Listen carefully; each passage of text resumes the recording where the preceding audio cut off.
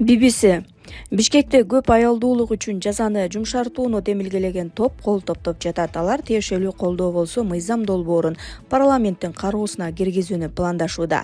Кыргызстан кош никеге тыюу салган светтик өлкө. Кылмыш жаза кодексине ылайык бир үйдө бир нече аял менен жашаган эркек 100 000 сомго чейин айып пул төлөйт. Бирок жоопкерчиликке тартылгандар дээрлик жок эсе.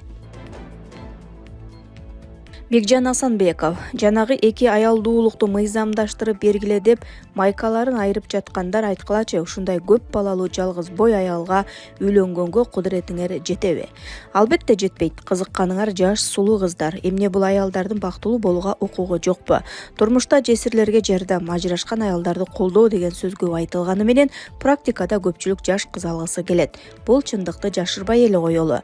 Көпчүлүгү акчалуу чалдар. Бир аял менен үй бүлөнү татыктуу сыйлап жоопкерчилик алып кетүү өзү чоң иш.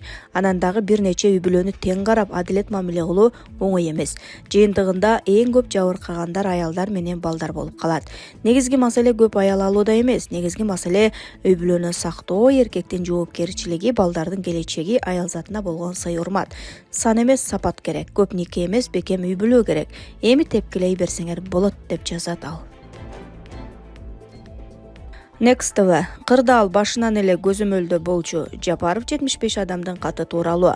Президент Садыр Жапаров Кактус медиага жаңы маек курду. Анда соңку окуялар, УКМКнын буга чейинки иш аракеттери, Камчыбек Ташиевдин тагдыры тууралуу кеп козголгон. Жапаров 75 адамдын каты тууралуу башынан эле маалыматы болгонун, окуянын баарын көзөмөлдөп турганын билдирди. Мен бир нече булактардан ар кандай маалыматтарды алып жаттым. 75 адамдын каты деп аталган окуянын айланасында окуялар башталганда менде маалымат бар болчу.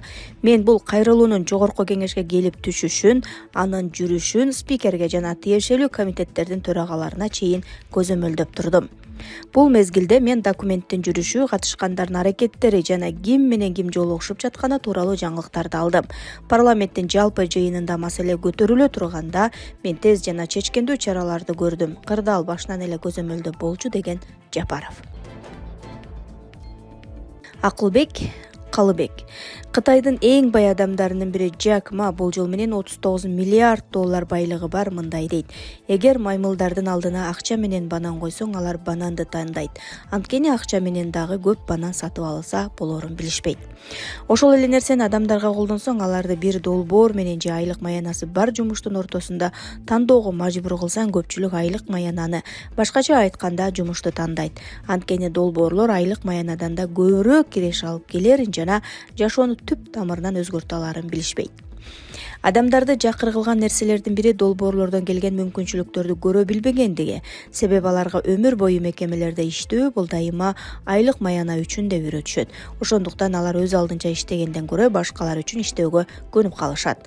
Албетте, айлык маяна сени жакырчылыктан сактайт, бирок бай болуудан да тосот. Мен өмүрүмдө эртең менен саат 8ден кечки 3кө чейин иштеп бай болгон адамды көргөн жокмун.